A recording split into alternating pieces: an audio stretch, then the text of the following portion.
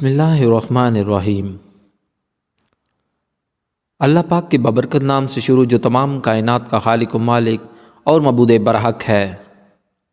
حضور نبی کریم صلی اللہ علیہ وآلہ وسلم اور ان کی آل پر کروڑوں درود و سلام۔ معزز ناظرین، السلام علیکم۔ بیان کیا جاتا ہے کہ بنی اسرائیل میں ایک شخص تھا جس کی بیوی نہایت حسین تھی، جس پر وہ اسرائیلی فریفتہ تھا۔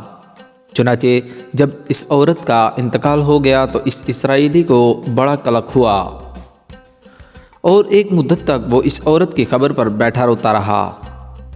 اتفاقاً حضرت عیسیٰ علیہ السلام کا ادھر سے گزر ہوا تو انہوں نے اس اسرائیلی کو پریشان حال دیکھ کر اس کا سبب معلوم کیا۔ جب اسرائیلی نے اپنا واقعہ بیان کیا تو حضرت عیسیٰ علیہ السلام نے دریافت فرمایا، کیا تو چاہتا ہے کہ میں اس کو تیرے لیے زندہ کر دوں؟ اس نے عرض کیا کہ ہاں حضور، یہی میں چاہتا ہوں۔ چنانچہ حضرت عیسیٰ علیہ السلام نے اس قبر کے مردہ کو آواز دی تو قبر سے ایک حبشی غلام جس کے ناک کے نتنوں، آنکھوں اور جسم کے دوسرے سوراخوں سے آگ کی لپیٹیں اٹھ رہی تھیں۔ حضرت عیسیٰ علیہ السلام کو دیکھتے ہی غلام نے کلمہ پڑھا کہ لا الہ الا اللہ عیسیٰ روح اللہ۔ اسرائیلی نے یہ دیکھ کر عرض کیا، حضور مجھ سے غلطی ہو گئی، میری بیوی کی تو قبر دوسری ہے۔ یہ سن کر حضرت عیسیٰ علیہ السلام نے حبشی کو حکم دیا کہ تم اپنی قبر میں واپس ہو جاؤ۔ چنانچہ وہ مردہ ہو کر گر گیا اور اس کی قبر کو مٹی سے چھپا دیا گیا۔ پھر حضرت عیسیٰ علیہ السلام نے اس دوسری قبر کی جانب توجہ فرمائی اور حکم دیا کہ اے صاحب قبر، اللہ کے حکم سے زندہ ہو جا۔ چنانچہ قبر پھٹی اور اس سے ایک عورت سر سے گرد جھاڑتی ہوئی باہر آ گئی، جس کو دیکھ کر اسرائیلی بولا کہ یا روح اللہ، میری بیوی یہی ہے۔ اور حضرت عیسیٰ علیہ السلام کے حکم سے وہ اسرائیلی اپنی بیوی کو ہمراہ لے کر واپس ہونے لگا، مگر عرصہ سے جاگا ہوا تھا، اس لیے اس پر نیند کا غلبہ ہو گیا اور اس نے بیوی سے کہا کہ تیری قبر پر گریہ و زاری اور بیداری نے مجھے ہلاک کر دیا ہے، اس لیے میں چاہتا ہوں کہ کچھ دیر آرام کر لوں۔ بیوی کہنے لگی کہ ہاں آپ آرام کر لیجئے۔ چنانچہ وہ اسرائیلی بیوی کے زانوں پر سر رکھ کر سو گیا۔ اتنے میں ایک گھوڑے پر سوار ایک شہزادے کا ادھر سے گزر ہوا جو اپنے زمانے کا یکتا حسین تھا، جس کو دیکھ کر شہزادی از خود فریفتہ ہو گئی اور اس کا دل قابو میں نہ رہا۔ اس نے شوہر کا سر زانوں سے نیچے رکھا اور فرط محبت و غلبہ عشق سے مجبور ہو کر شہزادے کے سامنے جا کھڑی ہوئی۔ ادھر جیسے ہی شہزادے کی نظر اس پر پڑی، وہ بھی اس کو دیکھ کر اس پر فریفتہ ہو گیا اور عورت کی خواہش پر اس کو اپنے گھوڑے پر بٹھا کر لے گیا۔ چنانچہ اس کے شوہر نے بیدار ہو کر اب جب اپنی بیوی کو نہ پایا تو نہایت پریشان ہوا اور اس کے ملنے کی تدبیر سوچنے لگا۔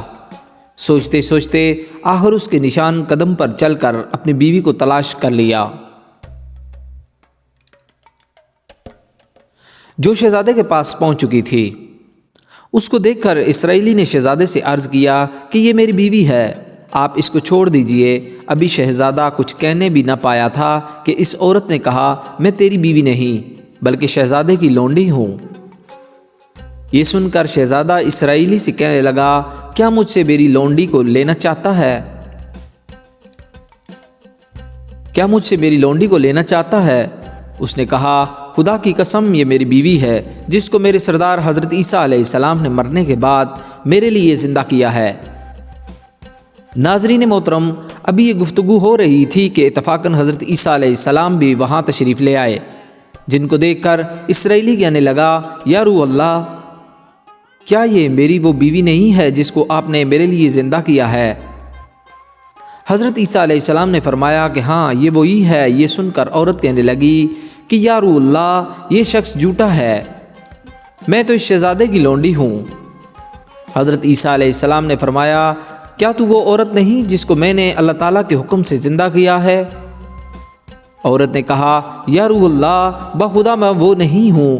اس کے بعد حضرت عیسیٰ علیہ السلام نے فرمایا، جو جان خدا کے حکم سے میں نے تجھے دی ہے اس کو واپس کر دے۔